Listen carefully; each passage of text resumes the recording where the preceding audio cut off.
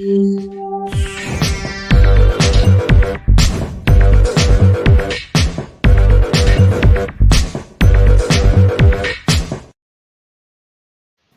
everybody, we are back. Welcome to Five Guys on Live, where we are once again joined in that rotating fifth seat by the one and the only Dr. Deandre Pickett. Dr. Pickett, welcome back. Thank you. Dr. Pickett, you've had a busy day, my friend. You just finished interviewing on Pick Ed Speaks, Darius Spann from Soul Food, Know the Choreographer. What are some of the other things that he's in a new show, right? Yeah, he's on BET series The Family Business. And he actually has two on right now, and I feel horrible because I forgot the other show he's on right now too. But he has, like I said, he also is an author of 4 books, and so he has an amazing array of things that he's done. And so, but most people, he's also been in Stump the Yard and others, and so he's just been eclectically across the board. Who is this again? Darren D. Henson. Oh, Darren's Dance Group. Yes. And Darren's Dance Groove, Darren's Dance Groove. I called the man the wrong name. It was a great interview. I was fortunate enough to see a large chunk of the interview. Great job. 5 guys, how are we doing? Well, 3 other guys, how y'all doing? We're good. I see that almost everybody is wearing their Black History attire. I want to tell everybody out there watching, everybody, happy Black History Month. You know, we keep it Black 365 because we don't have a choice to not do so. But this year, I definitely want us to accelerate and amplify Black voices and really recognize all that we have achieved as a people and all that we will achieve as a nation. We got a full show, guys. Y'all ready to jump in? Yep. Let's do it. Yeah, we got a full show, and we kind of start right off. And there was a lot of – today's been a really big news day.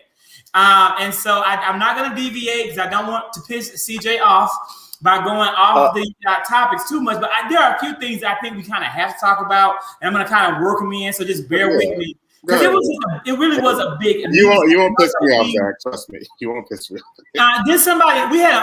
We lost another celebrity. Vince, I know you sent it in the group chat. Who passed away?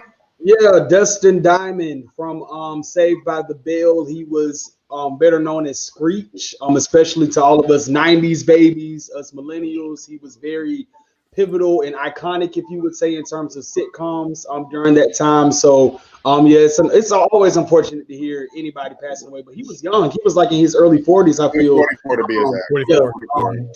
Due to cancer. So yeah, hearts go out. 44 years old. 44, yep. Darius, did you get a chance to ever watch Saved by the Bell? I know we're a little younger than the rest of the cast. So we may not, you may not even know who he is. We're a little younger, you and I. Well, I'll be 28 in a month. And Saved by the Bell was playing when I was a child, but I like Black shows. So that's a Raven. That was very disrespectful to Lisa Turtle. I'm sorry. Mark Voorhees. I'm sorry. Thank you, CJ. There was absolutely Black excellence on that program. Okay. Call it what you want to call it. I wouldn't necessarily call it Black excellence, but she was Black. Right. We had a Black character. Yeah, let's not call this Valley Girl Black. A Black character who had fashion sense and came from money. Yeah, so her parents were doctors, and so. Well, now she has bleach blonde hair and wears very, very radically red lipstick, possibly Republican red. I'm not sure. I don't think she is. No, she actually has some issues that she was dealing with, personal issues and things like that. So my heart goes out to her, actually. Mm-hmm. You know what? Matthew said Lisa walked so Raven could run, and that is true. So you agree with that. Lisa Turtle was the Black character that opened the door for so many other Black characters because she really was a very popular. She played in other shows. She was in Martin. She was in Fresh Prince of Bel-Air. Like, she was that 90s girl. Okay. I just didn't watch her I didn't watch her in Saved by the Bell, but I do see that she's the token Black girl on the cast photos now. I do see she's the only one there. She was the only one in base at base. She had money. She had money. Okay. Period. That's what we love to see. So Brandy is younger than I know all of us, including baby Darius, and I know even Brandy probably watched Saved by the Bell. So we're gonna jump right into really some of the very big. The first order of business, guys, is President Biden's first 10 days in office. This is a tweet that President Biden sent out. And the tweet reads, over the last 10 days, I've taken action on COVID-19, the economy, climate change, racial equity, immigration, healthcare, LGBTQ plus rights, and I'm just getting started. We have an entire lineup and a whole series of things that President Biden has made a priority through executive orders, which can be overturned once a new president assumes office. But he's made movement. What do you guys think about these? Any questions that you have, or anyone watching, any questions that you have about these? Because in some cases, some people are saying they want a whole lot more, and he hasn't done enough in 10 days.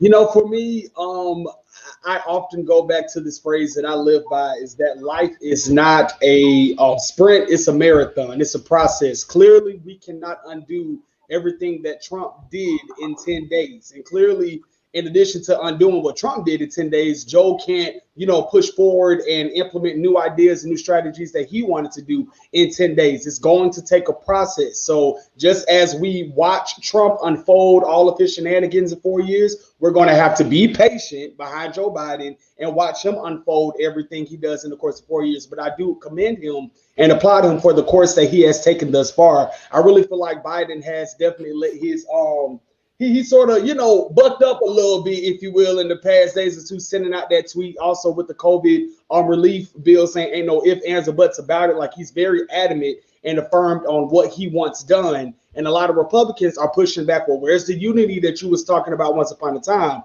Again, ladies and gentlemen, I could give that Republican that hearsay if this was like his third year in his term. But again, we ain't even hit 100 days into his term yet. So be patient behind it. Now, really quickly, CNN actually listed all 40 of the executive orders and did like a case by case on what each executive order stands for. So one thing that really stuck out to me was the executive order on advancing racial equity and support for undeserved communities through the federal government. And what that does is rescinds the Trump administration's 1776 commission and directs agencies to review their actions to ensure racial equity, if you will. So for me, review and ensure is not really solidified. It's not really established. So I'm wondering, in the midst of all of this social justice and racial sensitivity that our country has been enduring for the longest, if they will ever create, like I wrote down, create a Department of Civil Affairs.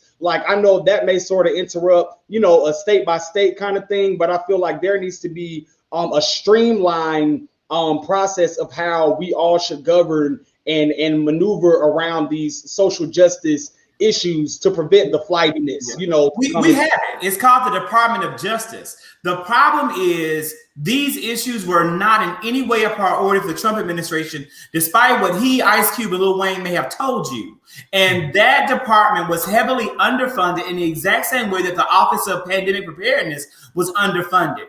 And so without funding in the budget from the president, those things get underserved. When you have raging racists like Jeff Sessions first, and then Bill Barr second as Attorney General, you're not going to get any movement on civil rights actions and legislation, but it exists. It falls under the Department of Justice.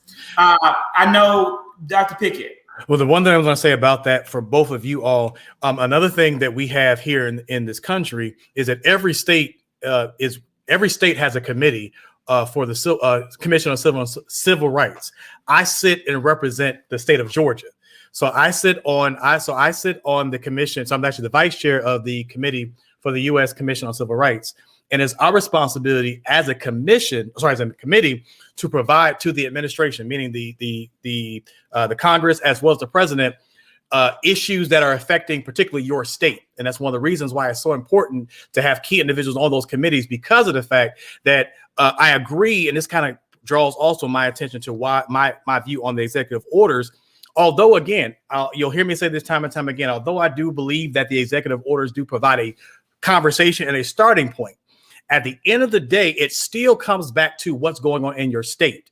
Because if we can be very federal and very executive order federally, but if you still don't have particular laws and things in place in your state, it means not a hill of beans what the president has signed off on or what the president is encouraging, because there's also some of the things that he's encouraging, particularly about the prison and not being able to have private contracts with the prisons and things of that nature. Those are suggestions, and those are things where he's saying we're moving forward in those regards, but there still are loopholes in some of the executive orders and some of the things that actually can be done. So we have to make sure that at all times we're also making sure that these governors and these state legislators are also you're putting those people in position, because if even with executive orders, if your state has a different mandate, as long as it doesn't affect the Constitution, those states can do whatever they want to. And so we have to be very careful about being so gung-ho and excited about executive orders if they don't also provide provisions in those states as well. That's correct. And this is a great statement that came to us from R. Wayne Woodson. I want to say it's Dr. Woodson. And that, again, executive orders are great, but without policy and change, they're not lasting. I think that it was Candace who may have asked, or no, it was Brandy, why did he do so many? And that's also kind of echoed here by Dr. Woodson. I do want to say this. There were every single group of people in America that represents a constituency of the Democratic Party had a lot of bottled up anger and anxiety. Okay. Our Latino brothers and sisters, our LGBTQIA plus family members and brothers and sisters, Black people, everybody had been shortchanged and done wrong by the Trump administration. And everybody rallied together to elect President Joe Biden with the largest number of votes in American history. So he had to do his part to make everybody happy. And so when you see this tweet, and you look at so many things, Brandy, and everybody out there, it's because he's trying to show everybody, I am your representative and I am your president. And these are the things that he can do. And many of them were simply restoring what Trump had undone, that President Obama and President Biden were able to do 4 years ago. So that's why he did so many. He was basically trying to rewrite the wrongs of the last 4 years, but there is a whole lot more that's needed. Now, here's a great question. I want to say this is Candace, and Candace's question is, where is my stimmy? Now, I don't like the word stimmy. It's just lazy. The word stimmy has almost as many letters as the word stimulus. It's not like a Sammy. I've seen like the cool white girls on social media took the word sandwich and made it into my Sammy. I don't like that either. But stimmy and stimulus, you're not even really saving yourself any vowel sounds or anything. It's not about that though, Zach. It's not about that. Well, the point is, where is the stimmy or the stimulus? Let's talk very briefly. Today, many people were questioning President Biden's decision to meet with 10 Republican senators as opposed to meeting first with Democratic lawmakers like Bernie Sanders of Vermont. He chose to meet with Republicans, and the Republicans hit him with we are willing to pass a $600 million plan, or was it $600 billion? Yeah, a $600 billion, but definitely not 1.9 trillion. It was a 1,000 lawmakers that included Susan Collins of Maine, Lisa Murkowski of Alaska, and they're saying that what he's asking for is way too much money. Specifically, they want to give Americans only a $1,000 stimulus check, and they want to bring it down. They say $75,000, too much money to make. And they want to cut a lot of the funding for schools to reopen out of the plan. And they also want to cut out the $15 minimum wage raise. President Biden knows that raising the minimum wage is going to hurt small businesses at first. So he put in his plan a large amount of money to go to small businesses to offset this increase. So he's literally going to pay people the extra money at first to help get them caught up as the economy rebounds. But Republicans say that's a no-go. Gentlemen, what do you think about this? I said, who gonna take? Okay. So I guess I'll because I see everybody on mute. So I guess I'll start off first. I guess for me, it's kind of a twofold, honestly. I do think he needs to come to the table with the negotiations, but I don't think he needs to fold. I will say that he is doing something that the other president did not do, and that was at least come to the table. I honestly don't think it was a problem going to, because you have a president who actually worked with these individuals. So he's not going into a system or a situation not knowing these persons. So he came from that body. He was in there for quite some time. And so he's actually going to individuals who know him well. And so unlike the other president who was the outsider who kind of came in trying to wheel deals, thinking that that's what he does, he came in promising that he was a deal maker, but yet he could not get people to buy in. So I don't necessarily think it's a bad thing to go in and have the conversations, but he also needs to stand firm on what he believes to be what's best in his package and for that particular country. Do I think that whole stimulus thing? I also think there needs to be other provisions, because do I feel like we need to keep getting all these extra checks and there be nothing else? Like there needs to be, if you're going to do the checks, but there needs to be other things. Like for me, one of the things I saw was loan forgiveness. That's beautiful that you're giving me checks, but yes, I still have student loans. I still have those things. So when that does come about, what provisions are you making for loans? When it comes to these businesses, are there specific measures that you're putting into place to protect these small businesses? Like there are specific things that's great. We're getting these checks and everything else, but are you giving, like, what other opportunities, what other aspects are you doing to talk about longevity? Giving $1,000 check and then call it a day is not longevity. I need to see a plan that's going to help us moving forward, not just give me some money and go have a business. Because we know, I'm not going to tell people how to spend their money, but just you giving checks out ain't helping everybody. You have to find something, put a plan in place that's going to help continuity. So, really quickly, so my question is to you, Dr. Pickett, and I hate that I wasn't able to research this fully prior to coming on to the show, but with the American Rescue Plan that he did orchestrate, do some of those items in that plan sort of answer what you're requesting in terms of the aftermath, post receiving the stimulus, so on and so forth? Like, is there something tangible already out there in the work that we just need to become more educated about? Yes, they are. However, one of the things that we're realizing, and one of the things we're going to realize is if we're going to try to, I know he wants to be, because mind you, he put it out there that he wants to be the president for everybody. So one of the things that he's also going to have to understand is yes, that's in his plan. But if he's going to be able to work in a bipartisan way, he's going to have to be able to take his plan and find a common ground. Because yes, by all means, he has the votes in the House. He has the votes barely in the Senate by the tiebreaker of the vice president. But if he wants to move, if he's going to show that he's really trying to move the country in a way to be unified, and again, not even though we did have that in the past where it was very divisive, but he put out of his mouth, he put out there that he wants to be a unifying president. So if he wants to be that unifying president, he's going to have to find some common ground. So that's just, I have no problem with this plan. It's just that if he's going to push that plan and make sure that it's actually a buy-in, he's going to have to find some way to get the Republicans on his side as well. Unless, other than that, he's got to push his plan through and just let the chips fall where they may once they get in there. I have to keep telling myself Dr. Pickett is a guest of the show, so I have to be exceptionally cordial. Dr. Pickett, as we talked about last week, is our more moderate guest and more moderate voice on the program, and he truly does. You're standing strong by President Biden's claim that he wants to work with everyone, and exactly as stated by one of our viewers tonight, the viewer said, "See, that's where Obama messed up, trying to do the bipartisan right thing. F them folks." And I am inclined to say I 100% agree. I'm not worried about Republicans. I don't care if they support one thing that Joe Biden did, because you know what?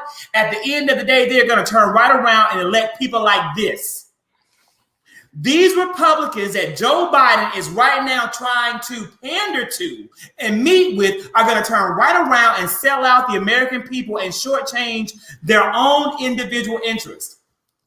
Joe Biden's plan this is a stimulus COVID-19 relief bill. Give people those checks. give them the checks ASAP, because when they give them the checks, people are going to use that money to stimulate the economy. Whether they use the money today or if they use the money after they've been vaccinated and America reopens, it's still going to help the economy and cause businesses to not close and to survive. And in full disclosure, I have never received a stimulus, and I don't think I will be getting a stimulus, especially if Republicans have their way. But the point of the matter is, I know it's going to help the economy recover, and that's going to make all the difference. In addition to that, in President Biden's plan, he includes the $10,000 of loan forgiveness, which is not enough. It is a piss poor start, and to me, it's a disappointment. The American people deserve no less than $50,000, and that is the bare minimum piss in a pot. That's the bare minimum piss in a pot that you can throw out the dang window. We really need to have all the loans completely forgiven, because the fact that so many people who have educations are in debt is an absolute disgrace to America, the greatest nation in the world with the most to offer its citizens, because America has failed us at every single corner and at every single turn. We have a few people that have commented. I want to honor everyone's comment. Again, Dr. Woodson said it is well thought out, and it's interesting how no amount of money for defense is too much, but anytime it comes down to education, rebuilding communities, and safeguarding education is too much money. We just had on yesterday the senator from Louisiana. He was on Fox News, and he was saying that, you know, teachers have made return to work a political issue, and that they should be ashamed for asking for more money. I have the clip. I'm going to post a TikTok about the clip as soon as time allows. And yes, student loan money has been deferred. It's still going to come due, but hopefully, again, a large portion of that is going to be forgiven. Somebody's not going to get their way. Well, in this case, Brandon, it needs to be Republicans, because we've suffered for 4 years, the American people as a whole. And again, you got, you know, Marjorie Taylor Green ready to come and shoot you and me both. It is shameful indeed. And we got another reality here is that, yeah, he's too old to run again. Biden, do what you need to do and push this stuff through. You know, he is pretty old. But, you know, I hope that he has more days on this earth. We will let God be the decider, Dr. Woodson, of his health and vitality, and we'll pray over him the blood of Jesus in the same way that Marjorie Taylor Green is praying to the QAnon gods above that she may worship.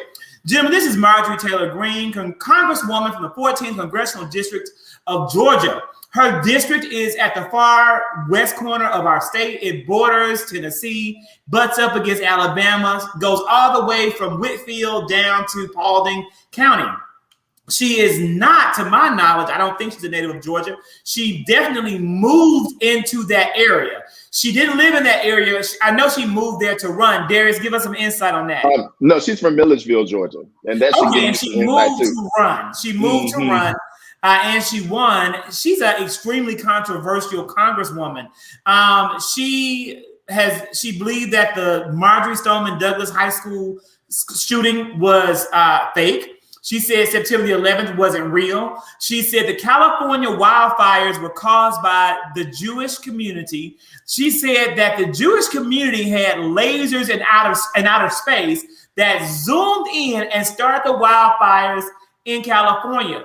She believes that President Obama and Hillary Clinton drink the blood of babies that are raised and harvested underground. And she refused to wear a mask when they went onto lockdown. She threatened and said Nancy Pelosi should be murdered for treason. And she also bullied Representative Cori Bush of the Black Lives Matter movement from St. Louis. All of these things recently happened by the QAnon queen, Marjorie Taylor Green. Jimmy, what do you think about this? You just had a mouthful about her. Yeah. Jesus, she has so many wild thoughts, and who thinks of stuff like that? Drinks babies' blood and laser beams, and the Jews started wildfires, and I mean, who thinks of stuff like that? Yeah, delusional, crazy, psychotic. She needs to be locked up in like the psych ward. and all these all these fake freaking conspiracy theories. Like, they sound crazy and they're so far fetched. Like, you can't trust no one like that. And shame on the Republicans that even trust her too. Like, shame on them. You can't trust no one like that. You cannot trust no one like that. That's all. I just wish that I could just. I just wish I could just put a piece of tape on my life. Shut up! Just shut it up! Because she is out of control. But you need to do more than that. Jesus. The 14th congressional district of Georgia is 84.3% white. So that doesn't surprise me that these people elected her to be in office. And also, right, Matthew. And also, something else she did. She was following. There was a boy from Parkland. the Parkland shooting. Correct. From Parkland. What was his name? David Hall. Yeah, she followed him down the sidewalk, harassing this boy, asking why was he asking for stricter gun laws. And this boy at the time was 18 or 19, and I'm like, who does that? Especially as as someone who's 46, 47. Like, girl, sit down somewhere. And I think that it's just a shame because also the Republicans have tried to get her added onto the Education and Labor Committee. And I just read a little while ago, stop it, mama. I just read a little while ago that the Democrats are already trying to move to keep this from happening. To which she said that if the Democrats use their majority to have her removed from these committees, then we can rest assured that in 2022, when the Republicans regain the control, they will use the same precedent that the Democrats have set. And so it's just ridiculous that someone like this is allowed to even represent someone with the way that she just blatantly disrespects children and lives and everything else. So it's ridiculous. It's ridiculous. Everyone needs to be ashamed that voted for her. And I think that the University of Georgia should remove her degree as well. And I seen Brandy ask a question, how she can elect it. And I don't know how to pronounce this person's name, but it said, if you can get these fools to vote for her, then I need insight. I hate to say this, but ultimately she's unfortunately doing no different than some of the people in some of these areas are doing when they get when you have complacent and you have inconsistent politicians who stay in seats for years and people just vote for them just because they're there. So it's the same way. So you have one way of people, because we've had some people on some of these positions that they do nothing, but because people view them a certain way, they just keep voting them in there. And so she had enough crazy people up there who saw her as relevant and voted her tail in there. Say the name or keep it on the playground, Dr. Pickett. Say it again. Say the name or keep it on the playground. Oh no, I have no problem saying names. I'm just not trying to. I'm a guest, and so I'm not trying to upset Zachary, and I don't get brought back because I did talk about one of them last week. And you talked about Keisha Lance's bottoms last week too, but I still let you come back on the show. Yeah. It was I'm not a dictator here. I'm just one voice among the chorus. There's quite a few. There's quite a few in Congress. I have no problem. There's people like David Scott. David Scott hasn't really done a whole lot in his position, and yet they keep voting him in. There's people on Atlanta city councils who have not really done much. They still keep letting them in each year. Like they got Cleta Winslow's. There's some of these others. So people still keep voting these people in, but people only become, but because they were this mom, they were this person's mama, the aunties, mom and them's cousins, or so forth, ain't done nothing since they got elected. But yet they still keep voting them in there. And so if you have enough people that can buy into your foolishness or buy into your rhetoric, then of course you'll get voted in. They do the same thing with us and the Democratic side and Black people's side. They do it with them too. So she just had enough crazy people who believed in her and they voted her tail in there. So I think for me is this, I'm sort of looking at, I know we got to push really quickly, but I'm sort of looking at it to see if this is a blessing for the Democrats or a curse. Because if we go over an hour, somebody going to shut it down. Right. No, beyond that. But for real, we already had that. Her position. Did we lose that? That's what happened when the spirit, you see you. You never can win when you play dirty. You never can win. Is it a blessing for the Democrats or is it a curse for the Democrats? Will this play in the Democrats' favor come 2022 and beyond? Because white supremacy and the conspiracy theorists and all those people out there, even though they exist, times are changing. Are they becoming the minority? And this is, again, just going to hurt them? Or we can't negate the fact that there are 70 million people, or like you said, 70 million people that voted for Trump. And like you said, 84% of those people in Northwest Georgia are white, and let's say majority of those people voted for her. So will those people buck up and rise to the occasion and continue to push this forward? So for me, I also looked at it, I want to say The View, they were sort of equating her to how the Republicans were treating AOC. When AOC came into the gate, first off, like she, they painted the whole Democratic Party with this big brush. Everybody's a socialist, everybody's a fascist in the Democratic Party. AOC is this, AOC is that. So now it's like the Republicans are getting a smack on their wrist because now you got a wild card that y'all can't control. And the fact that Kevin McCarthy has not said anything to her, any type of reprimanding, is really, really, really sad. But then again, he's in Mar-a-Lago with Trump right now, so. He was in Mar-a-Lago there with Trump, playing golf, maybe changing his diaper. We really don't know what he was doing, but we know that they probably had the same kind of time they've always had during their time in D.C. Will they do it in D.C.? They do it in Mar-a-Lago. They do it well. I want everyone to just refill my tea. We're going to now go, you guys are saying how you, we talked about we're going to vote for Keisha, we're going to vote for Biden, we're going to vote for Marjorie. Are you guys going to vote for T.I. and Tiny? This has been quite the week for T.I. and Tiny and the family hustle because they have been accused of doing more than hustling these young ladies. This is a picture of Sabrina Preston, who is accused, well, let's see how to even frame it. She's made allegations against T.I. and Tiny of being drugged by them, being forced into illicit sexual behavior that was unwanted. Absolute rape and abuse is exactly, when you look at it, those are the allegations. Tiny and T.I. have countered her claims by saying that they have never engaged in unwanted sexual behavior with any woman who has chosen to share an intimate experience with them. This is becoming a bigger issue. When Sabrina Preston posted on her Instagram, many people went, other women came forward, and T.I. and Tiny are now saying that they are willing to actually, suit up and hit them with some lawsuits. Brandy's already coming in. She said flat out, Tiny and T.I. did it.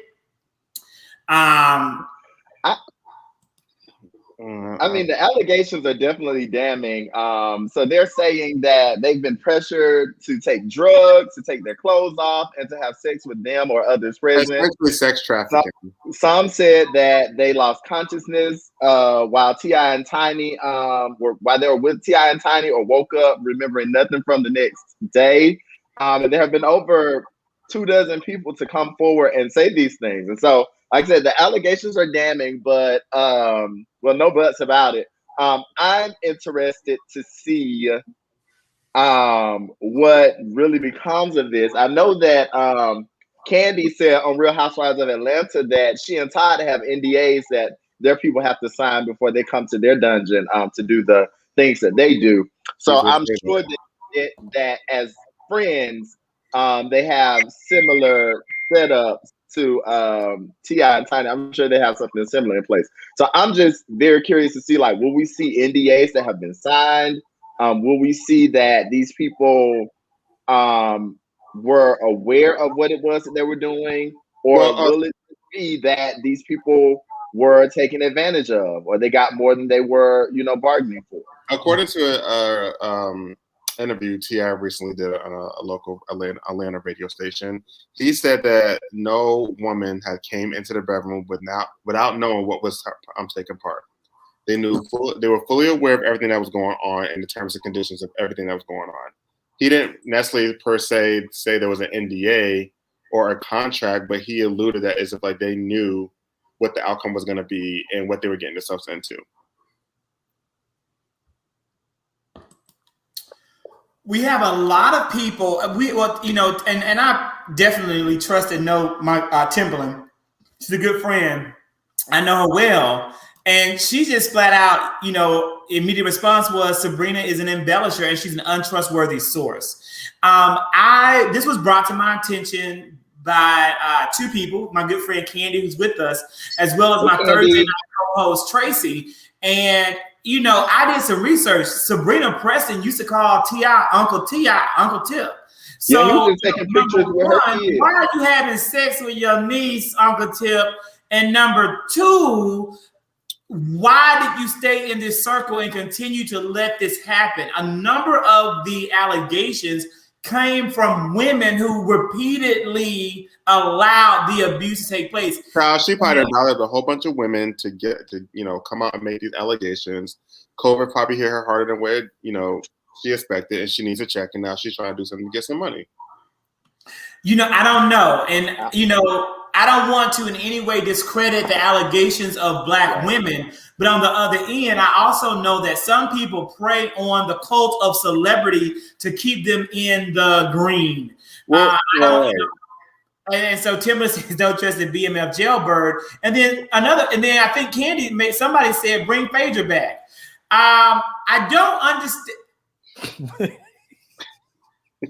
But we do want her back. We always want bring Phaedra Parks back and Nene. Yes. You don't take it too far. So they're definitely going to do what they're doing. They're getting off. They may not get off the allegations. We'll see. I will say that these allegations have not become as big in the media as I would have thought. And again, it could be true. It very well could be true. And again, when you involve drugs and you involve illicit sexual behaviors and drugs together, many times they may not go together. But again, some of those girls may have indeed been raped. I think, it's going to come up. A lot of things are going to come up, and it's going to come up too. Like there is a burden of responsibility of evidence, and hopefully there will be evidence if the rape was an allegation. And it shouldn't always be that case. Many people will say just simply believe the allegations. Period. Well, for me, I feel like, and this is so unfortunate that like every 2 to 3 years, there's some scandal that hits the fan in regards to T.I. and Tiny. So I think in terms of the public's perspective, we're so immune to just any type of story to hit the fan in regards to them. I just think it's sort of rolling off on a lot of people's backs. Not saying it to the degree where we're not believing women. I think we definitely, the Me Too era, we're definitely in that space of acknowledging and wanting the evidence and wanting, investigations to happen in the event that they should. But just looking at the pop culture instance of it all, is this just a gnat that always continuously, flows and flies around this couple for whatever reason? And I feel like every time something hits the fan in regards to T.I. and Tiny, they sort of do a good job in maneuvering and trying to become more low-key, and more, I guess coddled in their net and in their bubble. So I like them on the show. I'm a fan of both of their music, so I really hope that it works out for the better. So Vince, kind of one thing that you made a good point. You talked about the constant allegations being made, and I know Dr. Woodson also brought up allegations made against Jada and Will. When you make your marriage and your sexual proclivities so obvious and known to the public, you open yourself up to these kind of allegations. Mainstream society already questions the entanglements and the threesomes and the foursomes and the sixsomes that exist, because it is outside the norm of mainstream American sexual, I won't even say sexual desires, but at least sexual honesty about the desires. I'll say that. So with that being said, they kind of in some ways brought on themselves, especially if they're adding in the drugs. And I'll tell you right now, somebody who is not having the drugs is Chief Erica Shields. She told you people to say no to drugs and say no to violence and say no to excessive protesting. And when you didn't do it, she packed her bags and she left. Vince, where did she go? She is now in Louisville, Kentucky, which we all know is where the unfortunate murder of Breonna Taylor took place. So she is now the police chief for that city. And I guess the reason why, I brought this up, because of course her coming from Atlanta, leaving post the Rayshard Brooks, and then now gladly being welcomed by the mayor. Like the mayor has endorsed this move. I feel like she even brought today somebody else that that worked alongside her for 20 years at APD, moved also to Louisville to assist her. I think whoever that lady was, she trained the APD officers at that time. So I think me reading her interview, she went into Louisville because she started on January 19th, knowing the Breonna Taylor case and the injustices that are happening up there. So I'm very curious to see how this unfolds in the city of Louisville, because you still have those cops that have not been convicted for that case that are now potentially under her reign. So is that a conflict? Like I'm really, really curious to see how this will work out for that city. Yeah, it's going to be very interesting. Unfortunately, due to the failure of your brother, Daniel Cameron, you won't have a conviction, because of his failure to do what was right and to lie and mislead the jury and the people. But I'm actually very happy for Chief Shields that she was able to rebound and continue her work in a major United States city. I thank Chief Shields for what she did for Atlanta, and I actually hate that she left. Crime is up in Atlanta, and many people are looking at that correlation, but what they're not talking about is crime constantly dropped under Chief Shields. She knew what she was doing. She had a plan for this city, and she executed that plan. And so I'm sad that she's gone. Dr. Pickett. I hate to say that I agree with you, and it's killing me. It's killing me to say that, but I do. But if I can add to that, and something that Vince was saying as well, I don't think because she's going into there, it's kind of one of those situations to where, like even here, the fact that with the Rayshard Brooks situation, the unfortunate situation is we have now a DA who has now turned over the investigation. And not taken it on, has now turned over the investigation of some of this stuff happening with the man who killed that man to the she turned it over to the she's not handling it, which in essence is almost like people were feeling like, because they already had issues with her before, because they felt like she was bought by the police. She was bought by the police foundation, and now she's going in. It's almost like she's trying to protect the police. So if in essence, now that she's in Louisville, if she does not have a connection with that mayor, doesn't have a connection with those DAs, and they're willing to do anything, her hands are probably going to be just as tied as she was here. And I'm not saying that she made every decision that was perfect. I'm not saying it makes every decision she was right, but somebody hired her. Somebody hired Chief Shields. And so you have to make sure that because you hold everybody accountable, and that's where me and you are going to differ, Zach, because of the fact that I do believe in some cases, there are some things that the mayor and the district attorney, both of them have to take some accountability. And so, yes, I do believe that there were some major initiatives while she was here that she took on. And I think that she did help some areas of crime, and she did put more police. She actually put more police officers on the streets. She actually made sure that there were key police officers in areas.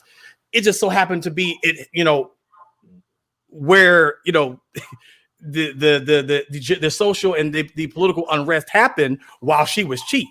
And so I don't know. I don't think it all should be put on her back going into there, but I do think that she needs to, if she's going into a system that's not going to support her, it don't mean a damn thing for her going there to Louisville, especially if they're not willing. You already have an attorney general who's not going to do anything. You've already seen, so I don't really know how much she's supposed to do or how much she can be held to if they haven't been doing anything anyway, and not even sure how much of her hands are tied.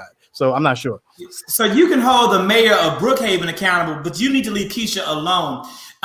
Because Keisha, we'll leave her alone. You can also hold Tiny and T.I. accountable in their cocaine use. And while you're holding Tiny and T.I. accountable for the use of their cocaine, I hope you hold this lady accountable too. Wendy Williams used a lot of cocaine.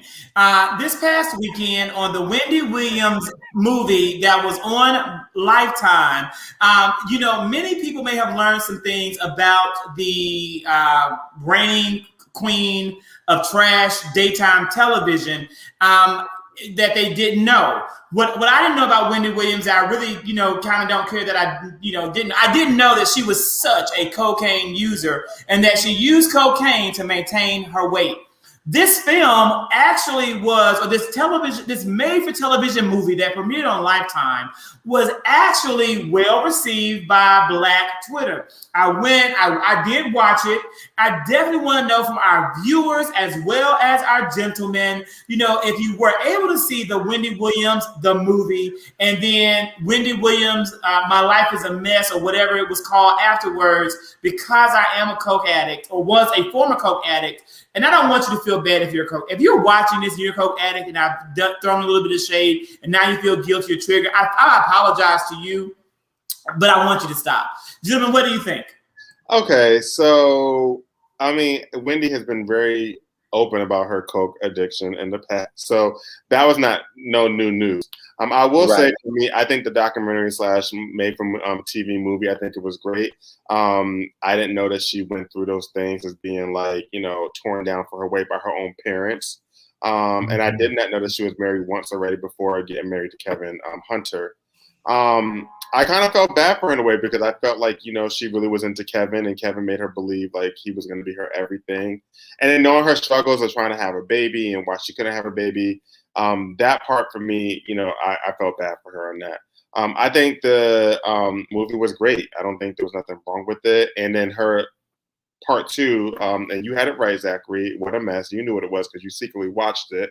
No, I watched it because I wanted to be informed about the topic because I take my job with you men seriously. CJ, I have one quick question for you, though. I do have a question. Did you feel bad for Whitney Houston when she was on crack? Did you feel bad about Whitney Houston when people like Wendy Williams was ripping her life apart and keeping her in the spotlight and causing paparazzi to stalk her and track her down and ruin her life? Because that's what Wendy Williams has done. I didn't say I felt bad for Wendy Williams for her drug habit. If you heard what I said, I felt bad for her situation with her and her ex-husband now, and her issues with trying to conceive a baby. But did you feel bad for Whitney and Bobby and Whitney and dead Bobby Christina? Yeah, absolutely. Yeah. But we're talking about the Wendy Williams thing right now. We're talking about Wendy Williams, and again, I did not say I felt bad for her coke habit. I felt bad for her, the fact that she had a hard time conceiving a baby because that's something that women, most women want to do is have a baby. And I know that women, can take that and mentally it can drain them if they can't have kids. So that part, yes, I did feel bad for her. And I did feel bad for the fact that her parents were tearing her down at such a young age about her weight. So that part, those 2 things I did feel bad about. And for what her husband did to her. Absolutely. I felt bad for that. But overall, I think it was a great made for TV movie. And I think the part 2 was also great as well. She's just hurt by her, her ex-husband. That's my opinion. That's all I have on it. I'm going to be honest. I have to admit, you're right. I did go from 100 real quick. You have to blame my Sagittarius moon. So I'm a Scorpio with a Sagittarius moon. You have 2 Sagittarius moon.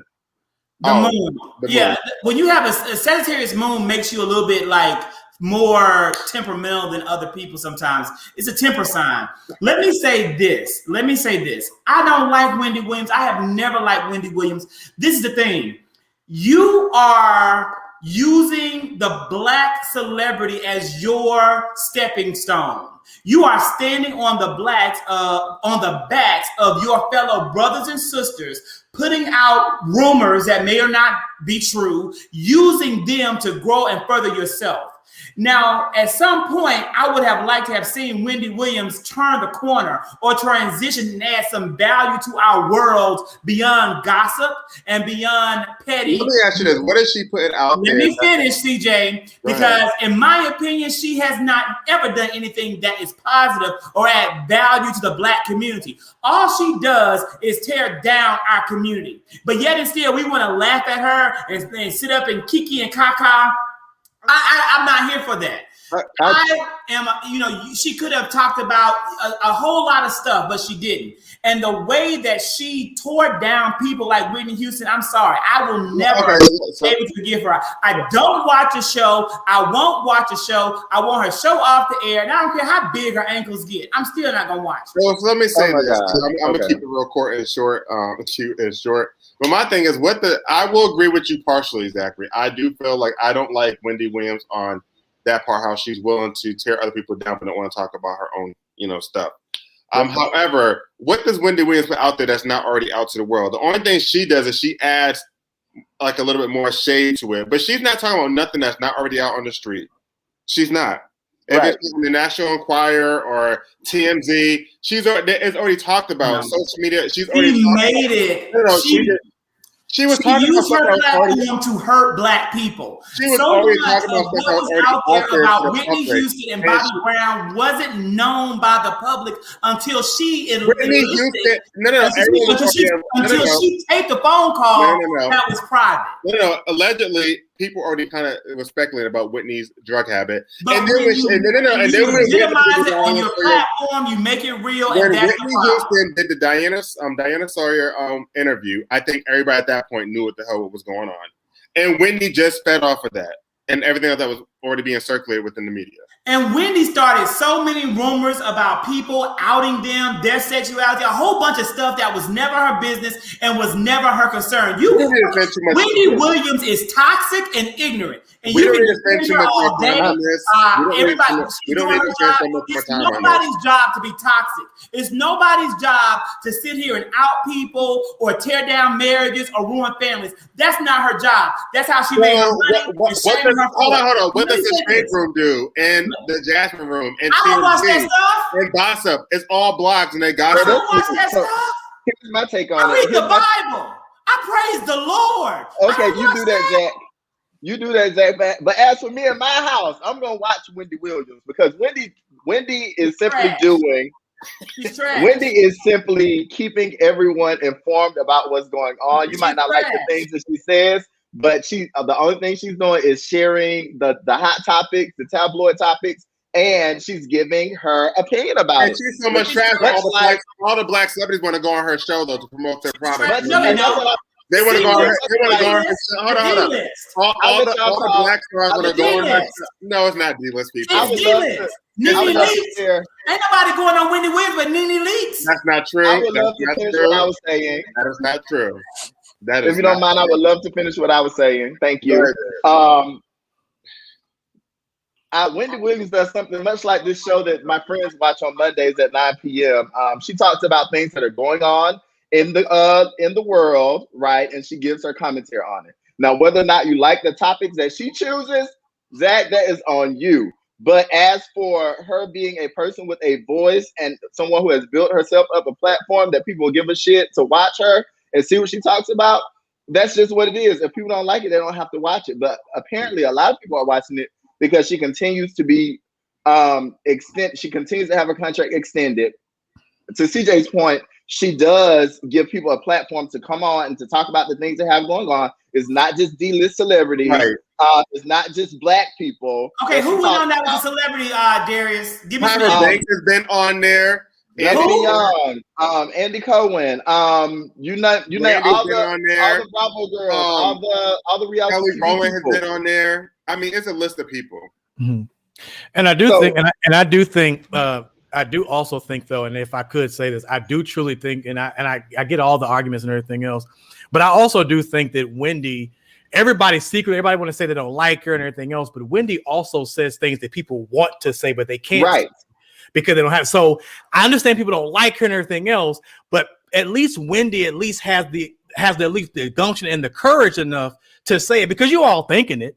We all want to say it, but we don't be grown enough to actually say it. And truth be told, we're only saying this about Wendy because she has a platform. We do the same stuff all day, every day. We just don't have TV shows. We just don't have. So we go on our Facebook lives. We put these trashy comments on Facebook. You talk about people on Facebook. You shade people on Facebook. You be inconspicuous. You want to act like you don't. You want to act like you're not talking about a person. You're not grown enough to put that person's name on the Facebook. So you randomly put some hypothetical and talking about, I'm not asking for me, I'm asking for a friend, but your tail talk about yourself. So again, at the end of the day, yes, we may not like Wendy for what she does, but don't think for one moment that we aren't just as trashy, just as messy, and just as nasty as Wendy. I'm talking about myself too. You talking about you?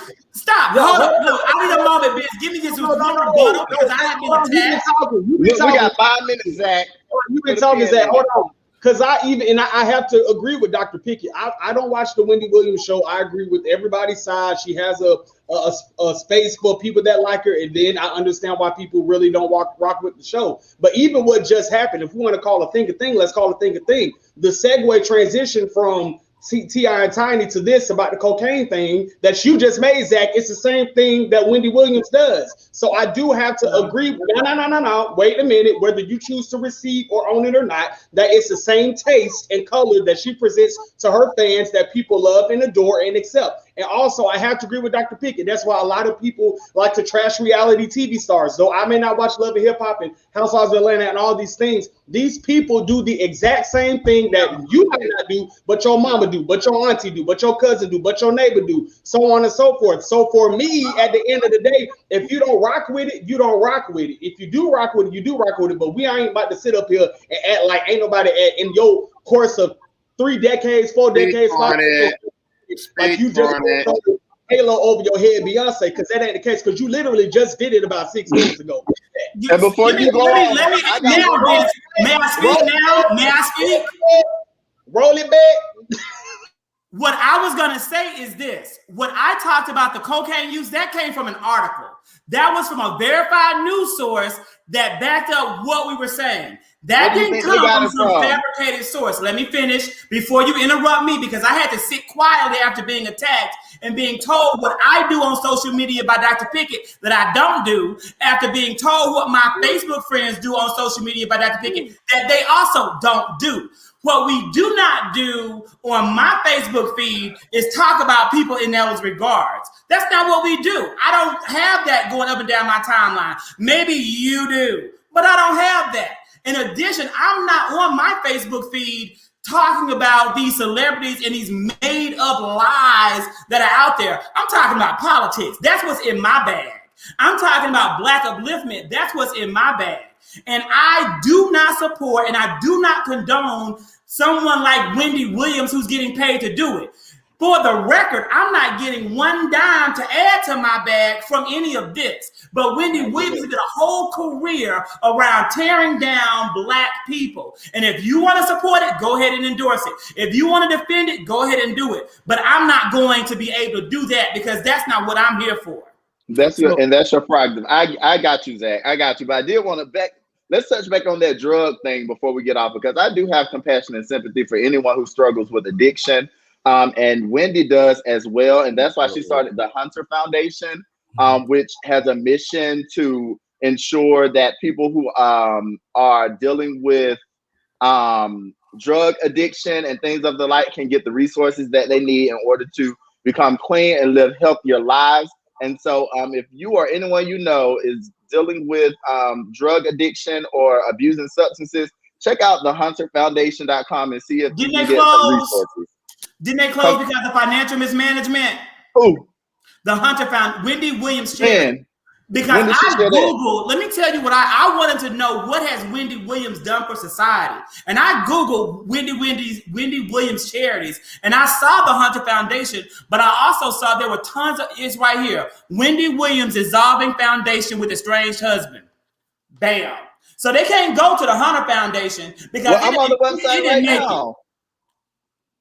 It didn't make it. It didn't make it because Wendy Williams ain't giving back to the community. Okay. Well, the website is still active. And they still have all of the resources listed. So you might not be able to call them, but be sure to check out their partners and check out some people that you can contact. So for me, thank you. For me, just let me throw my 2 cents in about the thing. I didn't watch the movie. I just wasn't compelled to watch it. However, I will say I was shocked that she did it so soon. I feel like, regardless of how you view Wendy Williams, she is we can say an entertainment mogul in her right. And when you look at other mogul women like a Oprah or a Barbara Walters or people that are juggernauts in their industry, they really haven't done like a tell-all, a biopic or anything like this, because I feel like just as Barbara Walters and Oprah and all these other amazing women have things that they're still writing out their history, I feel like Wendy, though she has had a great story thus far, she still may have more to come. So I thought I think a bit for me, if I was on her team, I probably would have like pressed pause on this and maybe came back to it like 4 to 5 years from now, and then did like a 3-part episode or documentary movie like the New Edition kind of thing, because I feel like her story probably deserves that kind of thing, you know? Here's the thing, Vince. You know, Wendy caught a lot of backlash when everything was going on with Kevin and his mistress and their love child. And so Wendy was under pressure because people always say, well, you tell everyone else's business, why don't you tell your own business? And so this was an opportunity for Wendy to tell the story while also putting some concrete to those rumors, innuendo, and the things that were circulating about her and her family. And so that's what this was all about. I agree, and I think even in answer to that, she could have easily just did a documentary for Apple Music or put it on YouTube and called it a day. But I feel like for a whole biopic, we've seen like the New Edition story. Like New Edition, they've been in this thing for what, 30, 40 years, if you will. Wendy been doing this thing for more than 20 years right now. I think that like one of the fans said that it was too soon. Like it was a little disservice to her when she has more to write and more to do. So now maybe 5, 6 years from now, got to be Wendy Williams movie part 2. You know, I don't know that Wendy has much more. I don't know that she has much more that she will do other than the Wendy show. Well, like you said, personally, you got fans that are sustaining her career, and hot topics are always coming. The Wendy show. Her opinion is already going to be out there, and per her opinion, is going to get some kind of trigger 3 months from now, 3 years from now. So if she remains in this position, she's going to continue to develop and write her story. But understand that the major story that where was it called? The Sober Farm. Where did they send her to for help? Sober Living Home. She can go back to the sober home. Wendy Williams lacks a lot of stamina to do daytime television. She has a lot of illnesses. I pray for her health and wish her nothing but the best. We have one. Congratulations on 13 seasons. Okay, continue. And a whole lot of money. Period. The checks didn't get canceled. The checks did not get canceled, but I will not watch one episode, nor will I be able to support Charlamagne the God. Laquita, you and I are completely in sync. I can't support either one of them. The question is, gentlemen, are you able to support these women? CJ saw the trailer. Vince saw the trailer. They said the ladies were bringing it for Married to Medicine. Are we going to watch the brand new season? 100%. Absolutely. We'll be watching it. It'll be a step up from this sorry season of RHOA. What are you looking forward to, CJ? Like, what about this one makes you like? I feel like there's just more storylines and there's more drama. You know, people could say whatever, they don't want to see drama, but drama makes the reality TV shows, and they make it more interesting. They also got some old OGs coming back. They have Lisa coming back, and they have Carrie. Carrie's coming back. Quad is now a friend of the show. And then they have a new lady that is taken on as a main cast. I don't know her name. Mariah will not be back. Dr. Heavenly looks great. It looks like she got her overbite fixed. And she did. Yes. And she looks amazing. I mean, this promo pic looks amazing. The girl to my far right, she's the new with the head piece on. She's the new girl to the edition. So I'm just ready for it. And I'm ready to see what's going to happen between Dr. Contessa and her husband, because it's like they have a lot of issues going on, which she already had issues in previous seasons, but I think stuff is really about to hit the fan now. So I'm really interested to see how that's going to play out. You know, one thing that I commend and I love so much about Married to Medicine is, and beyond the drama, they actually do the work. Like at their reunions, they go through the healing process. Like they confront the issues, husband, wives, sister to sister, brother, whatever it is, you see them doing the work. And I feel like they are the epitome of true reality television. Absolutely. Where we're not about to bust you out, I'm about to fight you, and then we keep it moving. No, I may bust you out and fight you, but we're gonna do the work to heal. We're gonna do the work to progress. I'm really gonna move in my honesty and in my truth. And I really appreciate Married to Medicine for doing that. Like I told CJ on Saturday, it's a crazy day where we've come to when the Married to Medicine trailer is more explosive than the Housewives of Atlanta trailer. But I also feel with that, I feel like Married to Medicine has been very consistent And Bravo has done a great job. Whoever those producers were from Married to Medicine has done a great job with molding and polishing and elevating that show. So I'm very proud of all of them. I know Dr. Jackie personally. She's amazing. And the way Dr. Jackie is off the show is the way she is on the show. She's very consistent. And I'm really, really excited about the next season. It should be dope. Mm-hmm. And I'm not saying that I'm no issues with Real Housewives whatsoever. But I honestly would say, and I don't watch Married to Medicine a whole lot, but what I can say for the ones that I have seen, the one thing that I can say is that they're unlike Real Housewives of any, for that matter, there are a lot of relatable issues that these women are going through. Like I saw myself in their cancer, like in the cancer battle, being someone who fought cancer and watching that cancer battle and having those discussions, having those discussions, about marriages and houses, just and living in two separate places and having to cope and just like all these kind of things, and literally learning how to prioritize your relationship and your business and your children, and you're like literally seeing real storylines and not seeing like you're trying to find storylines, but it's almost like you're seeing life play out. And it seems like they genuinely do really care about each other off when these cameras are off. So so it just really feels authentic. And so I think as Vince was saying, these producers have done an amazing job with making sure you stay true to the storylines, you stay true to their personalities. And I also like the fact that they've also said, listen, some things are just off limits. And we're just not going to deal with that. I'm just not going to bring certain things to the table because that's just some of that is just too reality. And I'm not going to let you all mess this thing up. So I appreciate it.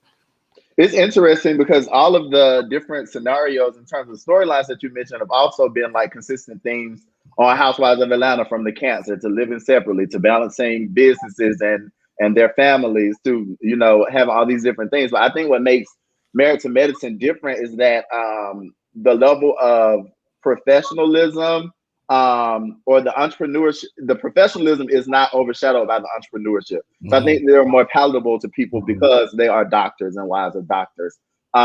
Speaking of which, I know that we were trying to figure out the name of the newest cast member. Her name is Anila Saja, and she is a blogger and a doctor's wife, or the wife of a doctor. I'm not sure what we'll learn about her this season, but I've just been more so impressed with Dr. Heavenly's glow up. I think she is hilarious. I think that what she brings to the show is amazing. And I think that she also is one of the people who's jump started the Married to Medicine LA brand. So I'm excited to see what all of them will bring, but I'm definitely excited to see that they have teams of glam coming to get them together. Also, really quickly, what I really appreciated about the trailer was the fact that they filmed them going to the DC march, yes, Black Lives Matter march, or what have you, and the fact that they're going to have Al Sharpton on the show, the fact that they're going to have God, what's his name, Dr. Pickett, the civil rights attorney that's defending Breonna Taylor. Yeah, he's going to be on the show as well. So it's like now Bravo is, I know Portia's storyline on Housewives of Atlanta is giving that from her vantage point, but they're giving, I feel like not only another site, because now we're talking Black Lives Matter and we're talking about Corona. Now we're talking about COVID. Right. Now we're talking about testing and how that affects our Black community, if you will. So it looks like it's going to be a very robust show. I'm excited about it. And it's very timely because they do, on their international trips every year, they do a mission activity or whatever, where they'll go in to one of the communities in whatever foreign country that they're in and do that work. And so it was great. I was actually at the March on Washington back in September. I didn't get to run into them, but there were a lot of stations set up for people to get COVID tested and to learn more about, the coronavirus. So I think it'll be great to see, like you said, Vince, them, giving back to the community in that way, while also educating everyone and keeping us entertained along the way. Mute. I think you're on mute. Brandy said, what season should she start with and wanting to watch the show? I would say start with season 5. No, she should watch the whole thing. Start season. It's so many. It's 7 seasons on, but it's a lot. This is what you do. You start with the reunions from each season, and then you pick up on the season that they're in. That's how I did Housewives. And then that way, the reunion will tell you all the high points. You'll get to know who everyone is, and then you start with whatever the first episode is of this season, because it's not going to be like a continuation. It's not like a sitcom. you'll be able to jump right in. That's right. You know, this is a great point. And I definitely do want to talk about the Bell Collective. Has anyone seen that show yet? The Bell Collective, it comes on OWN. I have watched it. I have watched the show. And Zach, didn't they create? Is that the one who created Love and Marriage? Yes. Yeah, Yes. Carlos King. Yes, Carlos King, the same guy who created Love and Marriage. The show is absolutely entertaining, but I'm still torn on whether or not I like it. Because when I watch reality TV, I really would look to see how much of this is manufactured and made up and how much of it might be real. And I feel like some of this might be made up. And so because it's made up, I'm still waiting to see. So I do like the honest representation of Mississippi women and Mississippi accents and authentic Mississippi. Because when I watch that show, I see the people that I know and love. So I definitely have to say that. Zach Thomas wants to know very briefly, what do we think about Bravo commercializing Black Lives Matters for these shows? And do we think that they're contributing financially, by filming Portia, by filming the, Married to Medicine? It's a big, Andy Cohen made a big deal about Portia being at the marches. They even took that footage out of sequence. It's like the first episode highlighting it. It is commercializing. It's like you're damned if you do, you're damned if you don't, because they didn't say anything about Black Lives Matter. They would be sitting up here like, oh, so we just gonna ignore what's going on with Black Lives Matter. And then at the same time, they gave space for Candy to produce a series talking about these issues on the network, so that all of their viewers could be educated on what it is like. I can't remember the name of it, but it was none of them. Mariah was. Not Mariah. Giselle. No, Giselle was on there. There were quite a few people. Dr. Britton, Portia, Candy, Todd, Dr. Jackie. Not that the other doctor. No, she's not. She's married to the guy on Married to Medicine, and they had the house issue. Toya and Dr. Eugene. Yeah, they were on there. And so it's one of those things like we can say they're commercializing it, but at the end of the day, it's a reality TV show, and their job is to capture what's going on in reality. And I'm sure that there weren't white executives at Bravo begging these Black women to talk about Black Lives Matter. I'm sure that these women decided to share this as a part of their story. And then also you'll see a lot, like they just catch so much flack, but you also see them doing coronavirus efforts and having Candy had a food drive. Like there's so many things these people do that are positive in the community. I can't speak for what Bravo is doing financially because I'm not in their pocketbooks. But at the end of the day, it is up to the women to bring what they want to bring to this show. And I do believe that's what's happening. So I think that definitely wraps up the show. We are 12 minutes over, and I am definitely going to be in trouble. My whoopee duties will be taken away. If you did not watch today's episode of the View, you need, because you were watching Wendy Williams, you need to go back and watch today's episode of the View. It was a classic.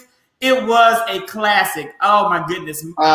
Megan McCain. And since we're already over, I do want to say it's something we didn't touch upon, but it is Black History Month, and we did lose an icon and legend to the movie industry and entertainment world, which is Miss Cicely Tyson. She did pass away last week at the age of 9. She just turned 96. 96. A long life. And my mom had also gave me some information on her. I did not know she was married to one of the greatest American jazz musicians, which was Miles Davis, which also suffered from a bad drug addict. Yeah, I didn't know that they were married from 1991 to 1989. And behind the scenes, they had like a troubled relationship, but in public, it all seemed good. But he also did deal with addictions as well.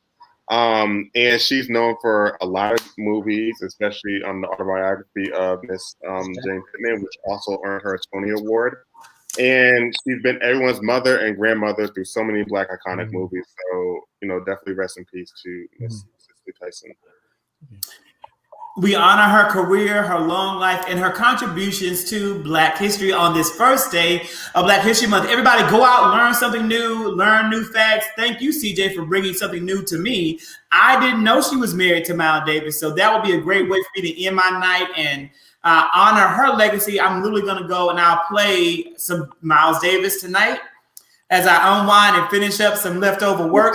Thank my mom for that, because she told me about it and I didn't even know that. So I didn't know that they were married for that long. Well, that period of time, I didn't know that. So shout out to me. So, all right, guys, thank you everyone so much. Thanks to the 5 guys and to all of our viewers. It's been a great show. We will catch you back next week.